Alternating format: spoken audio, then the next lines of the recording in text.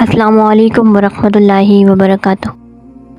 تو گائز، آج کی ویڈیو میں حضرت جعفر بن ابی طالب کا خطاب، جس خطاب میں انہوں نے نجاشی کو ان کے سوالات کے جوابات دیے تھے، وہ عرض کرتے ہیں کہ اے بادشاہ، ہم جاہل قوم تھے، بتوں کی پوجا کیا کرتے، مردار کھایا کرتے اور بدکاریاں کیا کرتے، اپنے رشتہ داروں پڑوسیوں کے ساتھ بے رحمی کا سلوک کرتے، ہم میں سے طاقتور غریب کو کھا جایا کرتا۔ ہمارا یہ ناگفتہ بحال تھا کہ اللہ تعالیٰ نے ہماری طرف ہم میں سے ایسا رسول بھیجا جس کے نسب کو بھی ہم جانتے ہیں، جس کی صداقت، امانت اور عفت سے بھی ہم اچھی طرح آگاہ ہیں۔ اس نے ہمیں اللہ تعالیٰ پر ایمان لانے کی دعوت دی کہ ہم اس کو وحدہ لا شریک مانیں اور اسی کی عبادت کریں، اور وہ پتھر اور بت جن کی پوجا ہم اور ہمارے آباء و اجداد کیا کرتے تھے، ان کی بندگی کا پٹا اپنی گردن سے اتار پھینکے۔ اس نے ہمیں حکم دیا کہ ہم سچ بولیں، امانت میں خیانت نہ کریں، رشتہ داروں کے ساتھ اچھا سلوک کریں اور ہمسایوں کے ساتھ عمدگی سے پیش آئیں، برے کاموں سے اور خون ریزیوں سے باز رہیں۔ اس نے ہمیں فسق و فجور، جھوٹ بولنے، یتیموں کا مال کھانے اور پاک دامن عورتوں پر جھوٹی تہمت لگانے سے منع کیا، اور ہمیں حکم دیا کہ ہم صرف اللہ تعالیٰ کی عبادت کریں، کسی چیز کو اس کا شریک نہ بنائیں۔ نیز اس نے ہمیں حکم دیا کہ ہم نماز پڑھیں، زکوٰۃ دیں اور روزے رکھیں۔ حضرت ام سلمہ فرماتی ہیں کہ حضرت جعفر نے اسلام کی تعلیمات کو بڑی تفصیل سے گن کر پیش کیا، پھر فرمایا، چنانچہ ہم نے اس رسول مکرم کی تصدیق کی، ہم ان پر ایمان لے آئے اور اللہ تعالیٰ کے جو حکم وہ لے کر آئے ہمارے پاس آئے تھے، ہم ان پر ایمان لے آئے اور اللہ تعالیٰ کے جو حکم وہ لے کر ہمارے پاس آئے تھے، ہم نے ان کی پیروی کی ہے۔ ہم صرف اللہ وحدہ کی عبادت کرتے ہیں اور اس کے ساتھ کسی کو شریک نہیں ٹھہراتے۔ جن چیزوں کو اس نے ہمارے لیے حرام کیا ہے ہم ان کو حرام سمجھتے ہیں، اور جو حلال کیا ہے ان کو ہم حلال سمجھتے ہیں۔ ہمارا یہ جرم ہے جس کی وجہ سے ہماری قوم نے ہم پر زیادتیاں کی اور ہمیں طرح طرح کی اذیتیں پہنچائی، اور ہمیں اپنے دین سے روگرداں کرنے کے لیے فتنوں میں مبتلا۔ ان کا مقصد یہ ہے کہ ہم اللہ تعالیٰ کی عبادت چھوڑ کر پھر بتوں کی پوجا شروع کر دیں، اور جن ناپاک چیزوں کو ہم پہلے حلال سمجھتے تھے ان کو پھر حلال سمجھیں۔ جب انہوں نے ہم پر جبر و قہر اور ظلم و ستم کی انتہا کر دی اور ہم پر جینا حرام کر دیا اور ہمیں اپنے دین کی تعلیمات پر عمل کرنے سے باز رکھا، تو اے بادشاہ سلامت، اپنے ملک کو چھوڑ کر آپ کے ملک میں آ گئے۔ دوسرے بادشاہوں کو چھوڑ کر ہم نے آپ کو پسند کیا اور آپ کی پناہ کو ترجیح دی۔ ہم یہ امید رکھتے ہیں کہ آپ کے زیر سایہ ستایا نہیں جائے گا۔ نجاشی نے کہا، جو کتاب اللہ کی طرف سے آپ کے نبی پر نازل ہوئی ہے، کیا اس کا کچھ حصہ تمہیں یاد ہے؟ حضرت جعفر نے کہا، ہاں مجھے یاد ہے۔ نجاشی نے کہا، مجھے پڑھ کر سناؤ۔ تو حضرت جعفر نے سورہ مریم کی ابتدائی آیتوں کی تلاوت شروع کی۔ تو دوستو، اس اجنبی ماحول میں حضرت جعفر قرآن کریم کی سورہ مریم کی تلاوت فرما رہے ہیں۔ اللہ تعالیٰ کی رحمت اور اس کے انوار کی کیسی رمجم شروع ہوئی ہوگی۔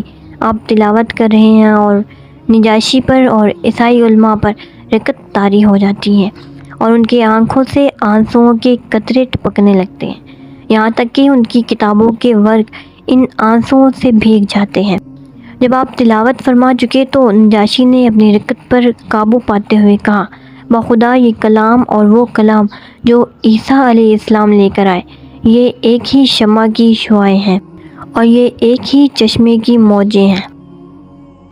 آپ پھر نجاشی نے ان دونوں سفیروں کو مخاطب کر کے کہا، آپ یہاں سے چلے جائیے، میں ان لوگوں کو کبھی آپ کے حوالے کرنے کے لیے تیار نہیں ہوں گا۔ جب وہ دونوں ناکام لوٹے تو عمرو بن عاص نے اپنے ساتھی عبداللہ بن ابی ربیع کو کہا، کل میں ان کے بارے میں ایسی چال چلوں گا جو ان کی جڑیں اکھیڑ کر رکھ دے گی۔ عبداللہ نسبتاً رحم دل تھا، اس نے کہا کہ ایسی کوئی حرکت نہ کرنا جس سے ان کی جانیں خطرے میں پڑ جائے، آخر وہ ہمارے قریبی رشتہ دار ہیں۔ لیکن عمرو بن عاص نے اپنے دل میں طے کر لیا کہ کل وہ پھر بادشاہ کے دربار میں حاضر ہو کر مسلمانوں کے بارے میں ایسی بات اسے بتائے گا جسے سن کر نجاشی ان پر غصہ ہو کر انہیں عبرتناک سزا دے گا۔ دوسرے روز بادشاہ جب اپنے دربار میں اپنے تخت پر آ کر بیٹھا تو عمرو بن عاص نے آگے بڑھ کر اسے کہا، اے جہان پناہ، یہ عیسیٰ بن مریم کے حق میں بڑی نازیبا باتیں کرتے ہیں، آپ انہیں بلا کر پوچھیے تاکہ آپ کو ان کے عقیدے کا پتہ چل جائے۔ بادشاہ نے پھر مسلمانوں کو بلا بھیجا۔ حضرت ام سلمہ فرماتی ہیں کہ اس دوسری طلبی پر ہمیں بڑی فکر لاحق ہوئی۔ پھر سارے مسلمان اکٹھے ہوئے اور ایک دوسرے کے ساتھ مشورہ کرنے لگے کہ اگر اس نے عیسیٰ علیہ السلام کے بارے میں ہم سے کوئی سوال کیا تو ہمیں کیا جواب دینا چاہیے۔ تو انہوں نے متفقہ طور پر یہی فیصلہ کیا کہ بخدا ہم اس سوال کا وہی جواب دیں گے جو اللہ تعالیٰ کا فرمان ہے اور جو ہمارے نبی کریم علیہ السلام نے ہمیں بتایا ہے، خواہ کچھ بھی ہو جائے۔ جب وہ نجاشی کے دربار میں پہنچے تو نجاشی نے جھٹ یہ سوال پوچھا، عیسیٰ بن مریم کے بارے میں تم کیا کہتے ہو؟ خطیب اسلام حضرت جعفر بن ابی طالب کھڑے ہوئے اور بڑی جرأت و دلیری سے فرمایا، ہم وہی کہتے ہیں جو ہمارے نبی کریم صلی اللہ علیہ وآلہ وسلم نے ان کے بارے میں بتایا ہے کہ آپ اللہ کے بندے، اللہ کے رسول، اللہ کی روح اور اس کا کلمہ ہے جسے اللہ تعالیٰ نے کنواری اور عبادت گزار مریم کے اندر ڈالا ہے۔ یہ سن کر نجاشی نے اپنا ہاتھ زمین پر مارا اور وہاں سے ایک تنکا اٹھایا اور کہا، بخدا تم نے حضرت عیسیٰ علیہ السلام کے بارے میں جو کہا ہے وہ اس تنکے کے برابر بھی اس سے زیادہ نہیں ہے۔ علامہ ابن کثیر نے یہاں مسند امام احمد کے حوالے سے لکھا ہے کہ نجاشی نے مسلمانوں کو مخاطب کرتے ہوئے کہا، میں تمہیں خوش آمدید کہتا ہوں اور جس ہستی کے پاس سے تم آئے ہو اسے بھی مرحبا کہتا ہوں، اور میں گواہی دیتا ہوں کہ وہ اللہ کے رسول ہیں، یہ وہی ہیں جن کا ذکر ہم انجیل میں پاتے ہیں، یہ وہی رسول ہیں جن کی آمد کا مسئلہ عیسیٰ بن مریم نے دیا تھا۔ میرے ملک میں جہاں چاہو قیام کرو، خدا کی قسم اگر مجھے حکومت کی مجبوریاں نہ ہوتی تو میں حضور کی خدمت میں حاضر ہوتا اور حضور کا کفش بردار بنتا اور وضو کرانے کی سعادت حاصل کرتا۔ مسلمانوں کو کہا، تم جاؤ اور میرے ملک میں آرام سے رہو، جس نے تمہارے ساتھ بد کلامی کی میں اس پر تاوان لگاؤں گا۔ یہ جملہ اس نے 3 بار دہرایا، پھر کہا، میں تو یہ بھی پسند نہیں کرتا کہ میں تم میں سے کسی ایک کو ان کے حوالے کر دوں اور وہ مجھے اس کے بدلے میں سونے کا ایک پہاڑ دے دے۔